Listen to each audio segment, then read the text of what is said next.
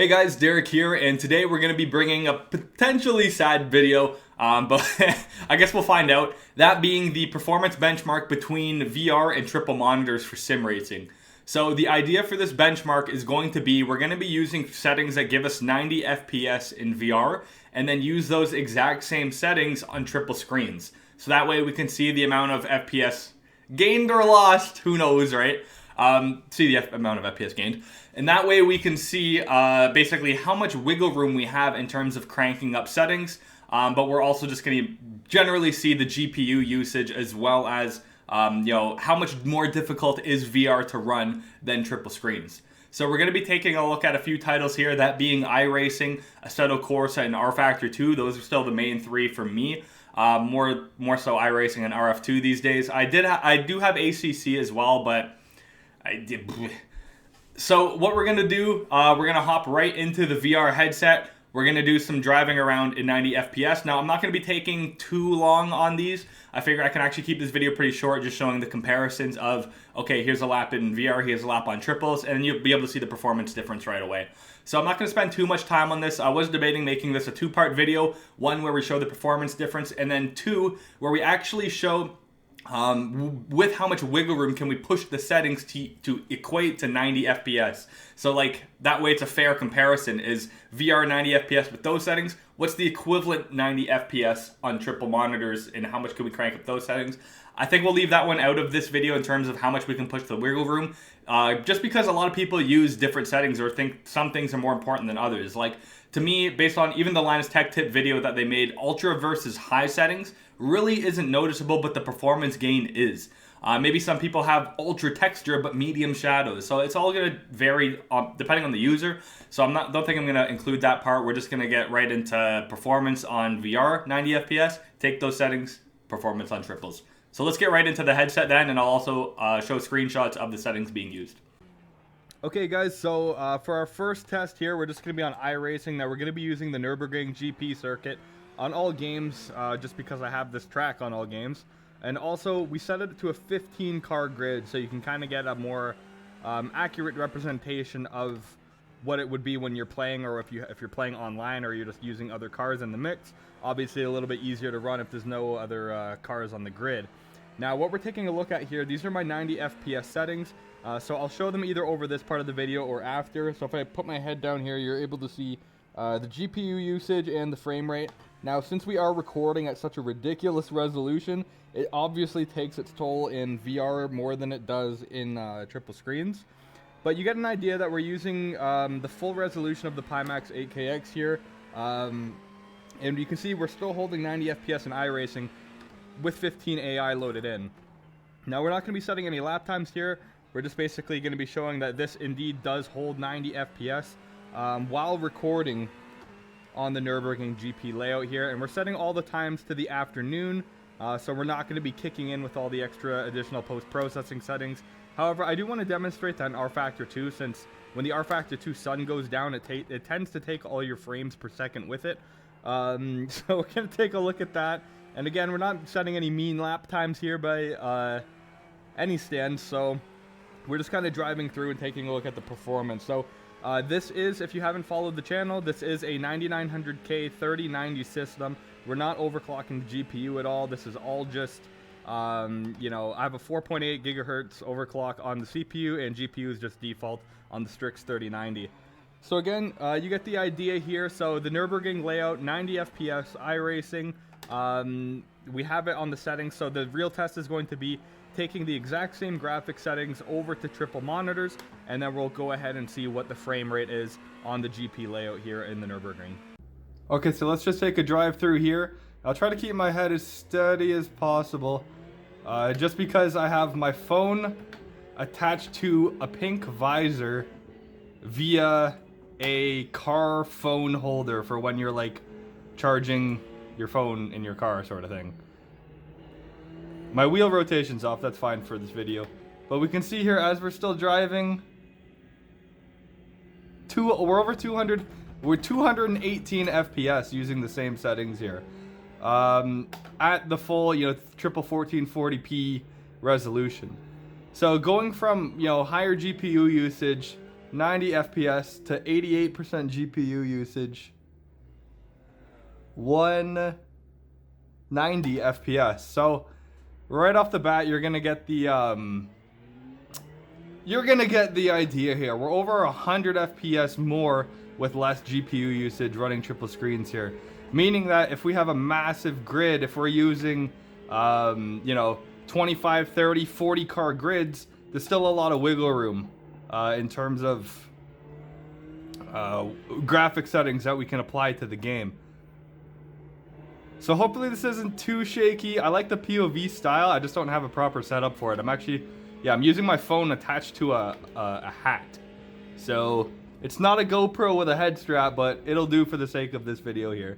And you get the idea. Triple screens do still, you know, they look pretty immersive. Mind you, VR is, you know, way more immersive because you're actually in the car. But it still does look, you know, you get that graphical quality for sure. So this is iRacing, so I don't think much more needs to be said here. If we take a look while I'm parked here, this is by the pit, pretty close to the pit lane too. 167 FPS at 79%, 72% GPU usage.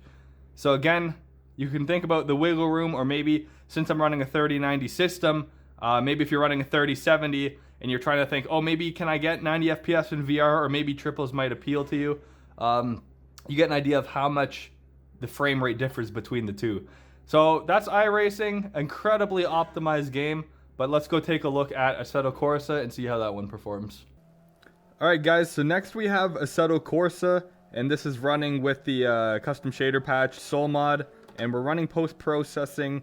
It's actually called default. I actually found I like this one better than some of the other ones. So it's roughly the same time of day. Again, 15 car grid on the Nürburgring GP circuit here. And we're going to be running our 90 FPS settings here. So if I look, maybe I'll look down after this corner and just kind of show the GPU usage. So again, while recording, it's a lot harder to maintain the steady 90. I would say if there's a bunch going on. Oh, car beside me there. He didn't care that I existed. Oh, actually looks beautiful. I forget about AC. It looks so good in VR. That's 720S. Sorry, I'm supposed to show the frame rate. 94% GPU usage currently, meaning that there's not much, you know, wiggle room for adding in more stuff in the scene, let's say. But again, with AC, typically I used to overclock my graphics card when running AC. I do still think that this looks the best in VR versus other games.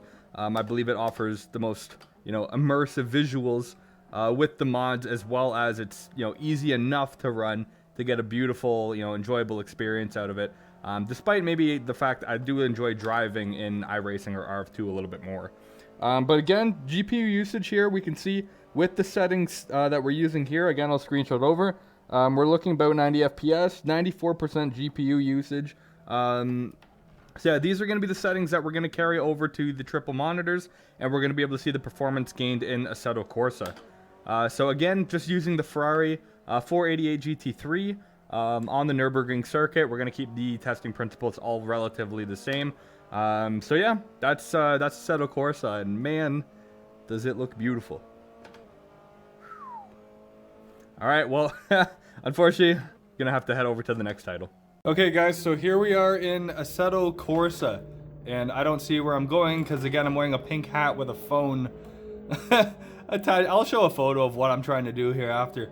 But Assetto Corsa, my goodness, does this look good. I would still adjust the in-car camera a little bit, just to kind of, you know, be a little bit higher, I would think. But let's just do a little bit of driving here, and we'll get an idea about the frame rate, which I'll show down the next straight here. So, obviously this looks just wild.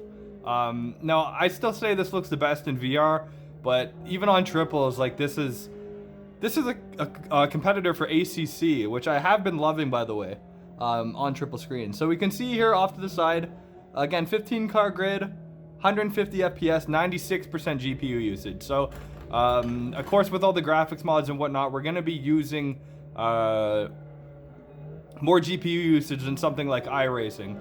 And you get the idea for how incredible this looks just based off this camera. I'm just using my Samsung S9, Galaxy S9. So it's not really that high quality of a camera, or it's not like a crazy GoPro or anything like that. but you still get the idea of the frame rate and the amount of difference VR, or how hard VR is to run. We were at the like pretty high GPU usage while recording, and again, I do have the software recording in the background. So again, 158 FPS with 95 GPU usage. So still some room to spare. And again, with sim racing, I still like having a pretty high frame rate. Like on triple screens, I do like having it above 120 personally. So even with me, I would still look at potentially even upping the graphic settings a little bit more. But to me, this looks plenty good. I wouldn't be worried about upping any settings. So again, now I don't want to give like, I don't want this to be looking at ripping on VR. VR is my favorite driving experience, and it's just so immersive when you're strapped in, you know, headphones, you're dialed in, shoes on, gloves on. It's such an incredible driving experience. But the purpose for this was just to kind of demonstrate the difference between running at the resolution, running triple screens, versus running the VR resolution with the Pimax 8KX, or the G2 or Vive Pro 2, whatever. If you're comparing a high-end VR headset, you're gonna get the idea of the frame rate differences between the two systems here. If you're in the ballpark for one or the other, and you're trying to decide what's actually gonna be better for me. Do I have a system that can run VR at 90 frames per second at the full resolution, or maybe does this kind of appeal more to me? So again, this is Assetto Corsa. It looks like we've always been above pretty much 140 FPS here. Over 90 GPU usage. And yeah, that's Assetto Corsa, so let's hop into our last test here, which I'm pretty interested in finding out. Okay guys, so here we are on rFactor 2 on the Nürburgring GP circuit with the Ferrari 488 GT3. I was waiting for this car to pull up behind me. We do have 15 cars loaded in. I think one was on its way behind me just so we can see some action on the screen and, you know, take a look at GPU usage. So with the settings listed, this is what we're using in rFactor 2. And I've also set it to a point in time where we're going to... Oh, there's a car behind me. But we're going to be able to test the sun going down and post-processing kicking in. So I typically use pretty low settings with rFactor 2 just in case, you know, the time goes where the sun starts going down. I have a bit more leeway in terms of frame rate. Now, down here, though, with recording, we'll be able to see... Let me just get on this next straightaway here. And if I take a look down here, so we're at 86% GPU usage with 90 FPS while recording again. So there could be some settings still yet to be bumped up if we're just keeping the session into the afternoon. Oh my gosh, the driving in rFactor 2. Oh my gosh. Just tapping the brakes, tapping the gas, the way I feel everything. Let me go up here and come back down. Ooh, that feels so good. I just want to hit. Ooh. I just want to go over I just want to go over stuff in rFactor 2 because it feels so legit. It's just so great. Okay, I'll stop talking about rFactor 2. More so the VR performance, which we're definitely seeing here. Now rFactor 2 again, while it's super easy, not super easy, but it's easy to run in the afternoon, especially with the settings that I have listed. So a couple things with RF2. Obviously, keeping the AI quality down makes a very big difference in terms of frame rate if you're driving with AI on the field. You don't want them to be on the full or ultra quality setting. And we're going to be able to see the difference on triple screens while using that. And that's one area where I feel like just because it's such a high resolution in VR, or like in something like the, in the Pimax, or maybe even in the G2 maybe, rendering that much AI takes a toll. In comparison to how much it affects you on triple screens. So we're going to be driving just a little bit longer in this one just to kind of see when the post-processing starts coming in. But as you can see, my GPU usage is generally under 90% with 90 FPS with some cars on the grid here, which is nice to see because typically RF2 is very inconsistent in terms of its VR performance.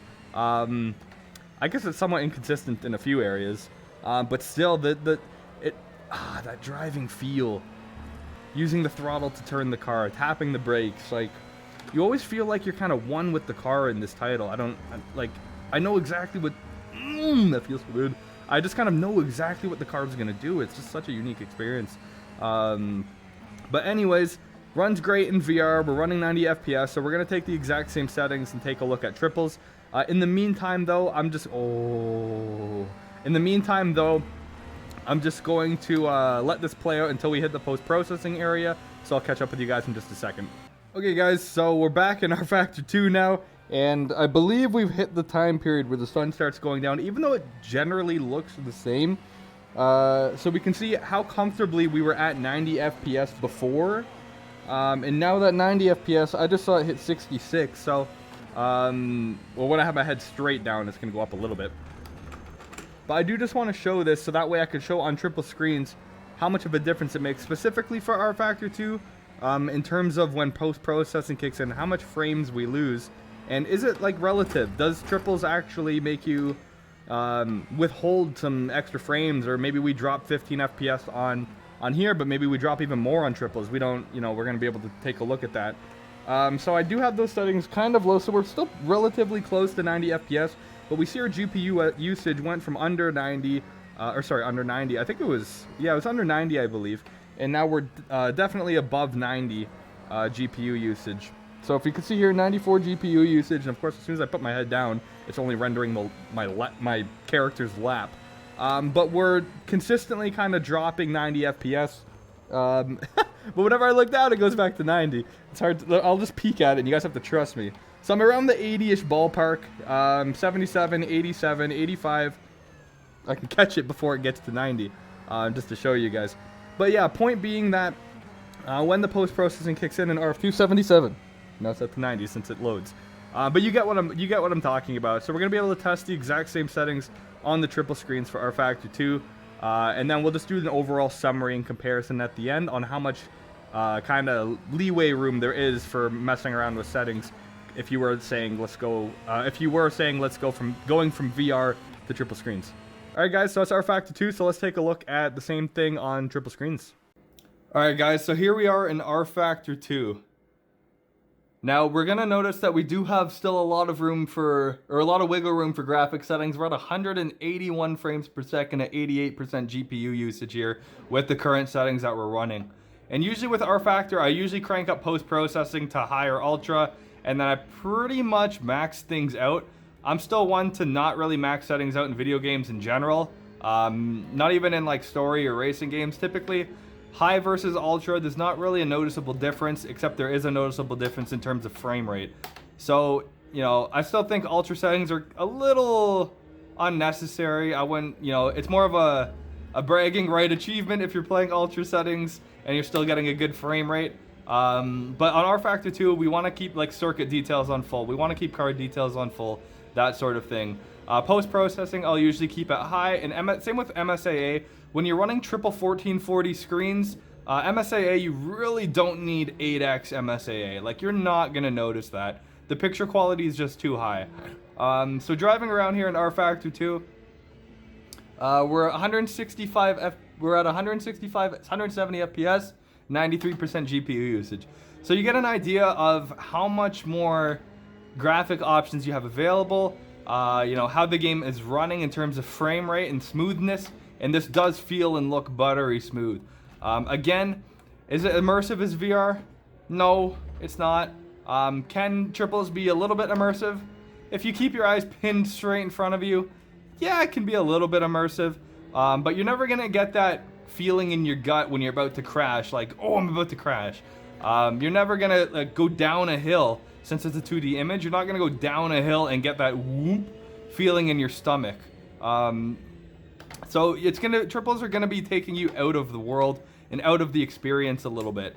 So I'll say it here, and I'll probably say it at the summary again, that triples is the best for racing. Triples is the best gaming experience when VR is just the best experience. So that's really the thing. So with VR, it's like, I feel like I'm actually practicing a skill. I'm actually doing an activity. When in triples, it's like I'm playing a game, and that's just kind of how I feel about the two. I know some people actually prefer triples in terms of the immersion. They think, you know, VR, whether that be just because they're on a lower end VR headset, or they just don't get with VR. They don't like, you know, whether it be picture quality, the motion. They just can't get on with VR. Some people do prefer the triples better for even immersion. To me, that's not the case. I still prefer high-end VR for immersion, for sure. but triples, you know, it does have its place. And for something like this where I'm using a 3090 9900K and I'm basically just scraping by in terms of holding 90 FPS in VR. That makes me wonder, like, one, if their Pimax 12K QLED comes out in a year's time or so, and if that actually does everything it says it's going to do and it runs well, triples are going to be pretty much obsolete for sim racing if that thing catches wind. There'd be no reason, you know, for triple screens at that point, because VR, you can get past motion sickness. If you work at it, it took me about 3 to 4 days to be able to start doing laps decently fast. I'd basically be in the headset for about 5 or 10 minutes in first gear, going really slow. But after about, maybe I'd say a week, I got really comfortable with going really fast, and kind of training my body that, you know, instead of me going through the world is coming, you know, it's going through me. And that was something really weird to wrap your mind around. And of course, there's no G-forces, so a lot of stuff just feels off right away. But even with triples, I felt a little bit of motion sickness getting started, but of course, we're good with it now. And same thing, I think, if you went with TVs or bigger screens, you're going to be feeling a bit more motion sick because there's more stuff coming at you, but there's no G-forces on your body to indicate that, really. So again, I apologize if there's a little bit of bouncing. I can barely see my screens, to be honest. I'm just looking at the phone in front of me. So it's very difficult to drive like this. But again, I went a little bit off topic, but it does stuff that I do want to talk about. But again, the FPS here, we're at 152 FPS. Let me not zoom in, but lean towards the screen a bit more. That's about the lowest I've seen the FPS so far in rFactor 2 with these settings. But again, only 78 GPU usage. So there's so much wiggle room when it comes to triples in rFactor 2. I think that RF2 in VR, it's just a very interesting mixture. It's awesome. It can be freaking awesome, but you know, it's hit and miss. It's hit and miss. So I'm just gonna go ahead and drive for a little bit here until we get to the post-processing section of this, where the sun starts going down a bit, and then we'll talk about the frame rate then. All right, so now we're in post-processing land of rFactor 2, and right now we're just over 100 FPS. So you can see how we go from, like, what was it, literally like 180 FPS. And post-processing's technically turned off. It's just the effect of the sun in this game. So if I show over here, 118, 120 FPS, but our GPU usage skyrocketed up to 95, or it's usually in the 90s now, 130 FPS, 120 FPS. So you get the idea there. It's definitely lower. I would say by like 40 FPS we've probably dropped. I'll have to do the actual comparison looking at the video footage again. 150 FPS now, so it's still pretty good. It's definitely, you know, that's the thing. It's going to be super manageable on the triple screens in rFactor 2 to run through these post-processing sections and areas and times. Now half my vision is blocked off, so you're gonna have to bear with me on the actual driving portion of this. But yeah, so the frame rate again, now we're down to 109, 111, 97 GPU usage. So we have yet to dip under 100, and as I say that, we just hit 99. So you can see just how heavy the sun coming down in rFactor 2 is. So just in case there's any rFactor 2 guys watching, you get to see how ridiculous the rFactor 2 sun going down. You know, it literally takes your frames with it. It's it's just ridiculous. I was literally 170, 180 FPS. We're back up to the 120s, 113, 114 now. So I guess depending on what's going on. Now, it doesn't last that long. Once nighttime actually arrives, the frame rate does go back up. So it's more so this transition. It doesn't go back up all the way as if it was an afternoon drive, but it becomes more manageable once an actual nighttime hits. So that's going to be rFactor 2. That's going to give us an overview of all three titles on triple screens versus VR. And typically I crank the settings up in rFactor 2, or I could crank them up in AC when running on the triple screens. But yeah, let's go talk a little bit about the findings and what I think of these setups, I guess. Alright guys, so that's going to about do it. So that's going to be the FPS benchmark on VR versus triple screens. So that being triple 1440p screens, as well as a Pimax 8KX. So that VR headset, from a consumer standpoint, that is probably going to be the most difficult headset to run, given its massive FOV and massive resolution that it needs to pump out. But yeah, you'll get an idea of the FPS gain. So it's not to say that, hey, VR is too tough to run, you need a 3090 or don't buy VR at all. Because you can still like lower the Steam super sampling a bit. I think once you start going under 90% resolution, it starts getting really noticeable, but you still can get that VR, that 3D, that immersion that VR can give.